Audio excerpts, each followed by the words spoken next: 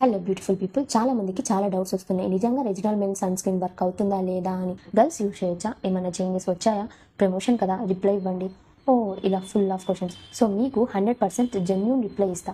అసలు ప్రమోషన్ కాదు, అయినా నేను జస్ట్ బిగనర్, అందుకే నేను వాళ్ళకి కొలాబరేషన్ పెట్టాను. Coming to regional men sunscreen is good. Like ఆయిలీగా లేదు, స్టిక్కీగా లేదు, వైట్ ప్యాచెస్ లేవు.